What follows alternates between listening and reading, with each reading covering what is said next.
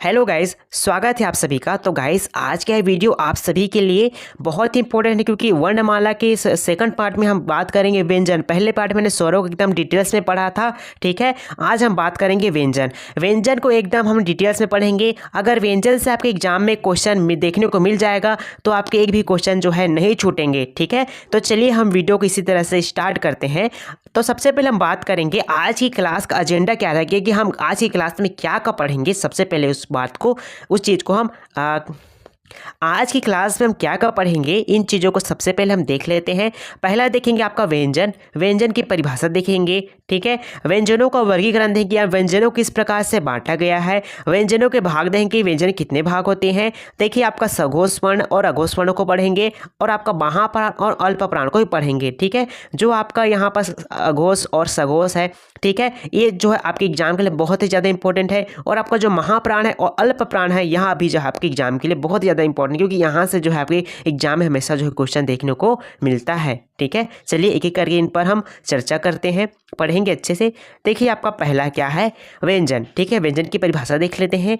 वे ध्वनियाँ जिनका उच्चारण करने के लिए स्वर की सहायता लेनी पड़ती है उसे व्यंजन कहते हैं, ठीक है। वे ध्वनियाँ जिनका उच्चारण करते समय किनकी सहायता लेनी पड़ती है, स्वर की सहायता लेनी पड़ती है, उसे हम व्यंजन कहते हैं। लेकिन स्वर क्या थे, मतलब स्वर ऐसे वर्ण थे जिनका उच्चारण करते समय हमें किसी अन्य वर्ण की सहायता नहीं लेनी पड़ती थी। स्वर क्या होते थे, स्वतंत्र होते थे। लेकिन जो आपके व्यंजन हैं ये स्वतंत्र नहीं होते हैं। क्यों नहीं होते, क्योंकि इनका उच्चारण करते समय हमें किसी अन्य वर्ण की क्या लेनी पड़ रही भाई, सहायता लेनी पड़ रही, हेल्प लेनी पड़ रही है, ठीक है। तो ये क्या कहलाएंगे, आपके व्यंजन कहलाएंगे, ठीक है। ध्वनि के उच्चारण में श्वास या फिर हवा या फिर कह लीजिए प्राणवायु मुंह के किसी न किसी भाग से टकरा कर बाहर निकलती है, ऐसे वर्ण को व्यंजन कहते हैं, ठीक है। जब हम किसी व्यंजन वर्ण का उच्चारण करते हैं, जो हमारा प्राणवायु होता है, ठीक है, मुंह के किसी न किसी भाग से क्या होती है, टकरा कर बाहर आती है, ऐसे वर्णों को हम क्या कहते हैं, व्यंजन कहते हैं, ठीक है। चलिए अब हम बात करते हैं व्यंजनों का वर्गीकरण, कि हम व्यंजन को किस प्रकार से वर्गीकृत कर सकते हैं, यहाँ पर ध्यान दीजिएगा, ठीक है। व्यंजन को देखिए वर्गीकरण करेंगे तो एक होता है आपका स्पर्श व्यंजन, एक होता है आपका अंतस्थ व्यंजन, एक होता है आपका ऊष्म व्यंजन, ठीक है। स्पर्श व्यंजन के अंतर्गत आपके आ जाते हैं क वर्ग, आपका च वर्ग, ट वर्ग, त वर्ग और आपके प वर्ग आते हैं। अगर बात करें अंतस्थ व्यंजन के अंतर्गत आपका य, र, ल और आपके व आते हैं। उस व्यंजन के अंतर्गत आपके स और ह आते हैं, ठीक है। इनका यह वर्गीकरण हो गया। चलिए अब हम इनको एकदम डिटेल्स में सभी चीज़ों को पढ़ेंगे।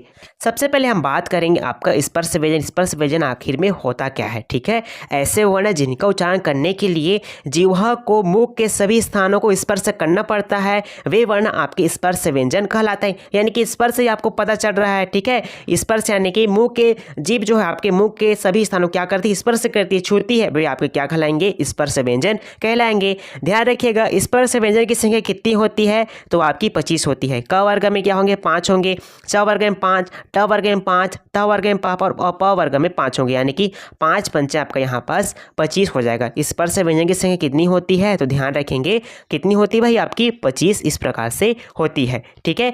स्पर्श व्यंजन को ही क्या कहा जाता है, उदित व्यंजन कहा जाता है। क्या कहा जाता है, स्पर्श व्यंजन को उदित व्यंजन भी कहा जाता है और इसे वर्गीय व्यंजन भी कहा जाता है। क्या कहा जाता है, इसे उदित व्यंजन और आपका वर्गीय व्यंजन भी इस स्पर्श व्यंजन को कहा जाता है। तो इन नामों के को बदल बदल कर आपके एग्जाम में इस प्रकार से क्वेश्चन पूछा जा सकता है। तो आप इन नामों को भी याद रखिएगा कि स्पर्श व्यंजन को उदित व्यंजन भी कहा जाता है और स्पर्श व्यंजन को वर्गीय व्यंजन भी कहा जाता है। चलिए देखते हैं, ठीक है। आपका स्पर्श व्यंजन, ठीक है, आपका हो जाएगा, ये वर्ग हो गया और ये आपका वर्ण हो गया।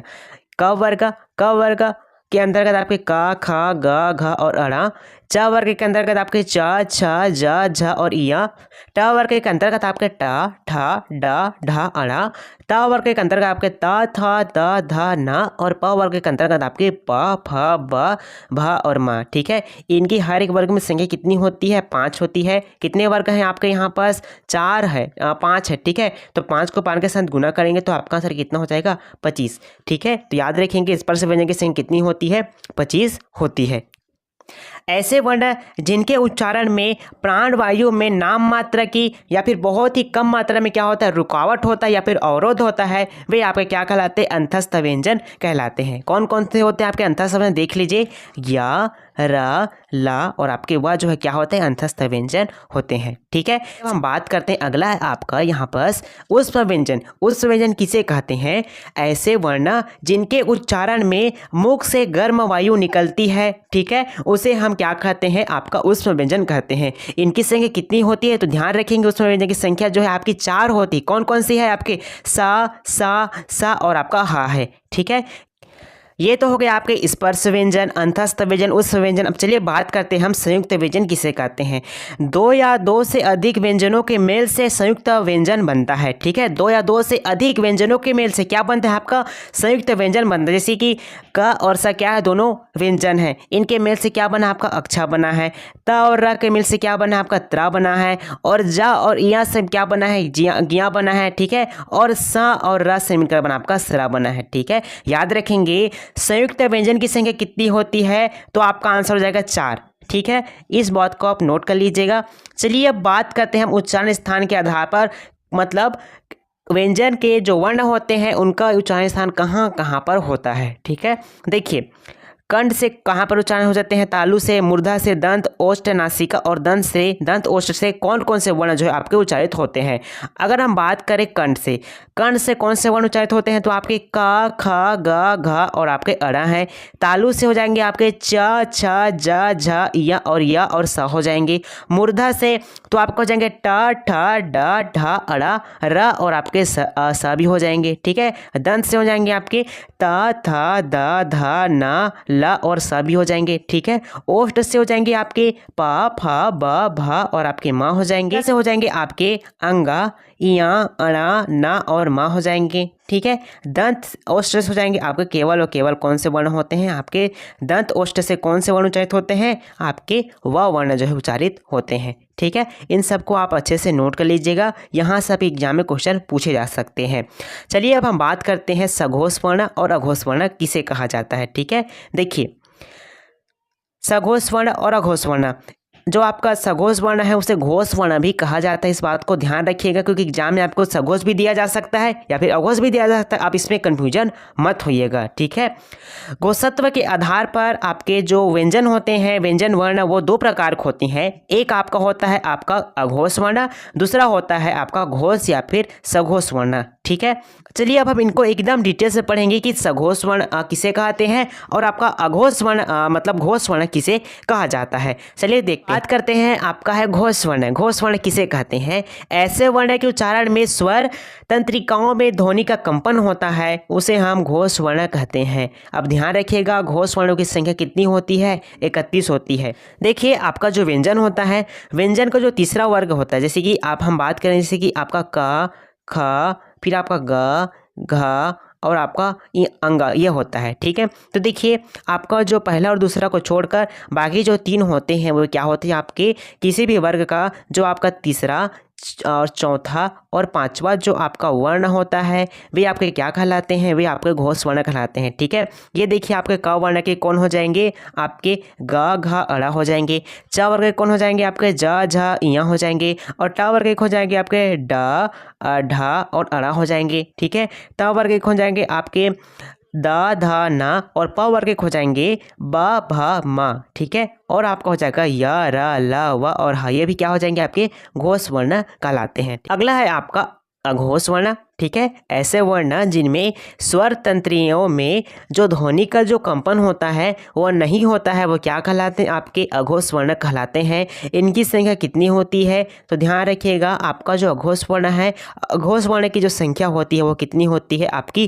13 होती है। मैंने आपको यहाँ पर बताया था, जो आपके क वर्ग है, क, ख, आपके ग है, आपका घ है और आपका जो अणा है, अंगा है। ठीक है, ये तो जो आपका तीसरा, चौथा और पांचवा, किसी वर्ग का जो तीसरा वर्ण, चौथा और पांचवा वर्ण है, ये क्या कहलाते हैं जी? ये आपके क्या कहलाएंगे? ये आपके घोष वर्ण कहलाएंगे, ठीक है। लेकिन जो आपके पहला और दूसरा जो आपका वर्ण होगा, ठीक है, तो आपके क्या कहलाएंगे? ये आपके अघोष वर्ण कहलाएंगे, ठीक है। क वर्ग में क ख ग, च वर्ग में च छ, और ट वर्ग में ट ठ, त वर्ग में त थ, प वर्ग में प फ, स और स, ये भी क्या हो जाएंगे? आपके अघोष वर्ण हो जाएंगे।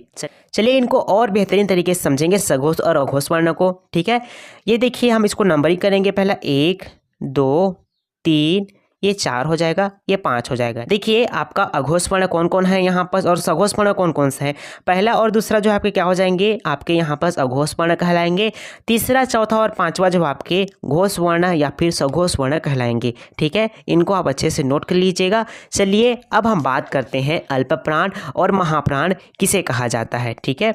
चलिए, प्राणत्व के आधार पर जो आपके व्यंजन वर्ण होते हैं 2 प्रकार के होते हैं। कौन कौन से? एक आपका महाप्राण होता है और एक आपका अल्प प्राण होता है, ठीक है। चलिए हम महाप्राण को सबसे पहले समझेंगे, उसके बाद हम अल्प प्राण को अच्छे से समझेंगे, ठीक है। देखते हैं आपका यहाँ पर महाप्राण किसे कहा जाता है, ठीक है।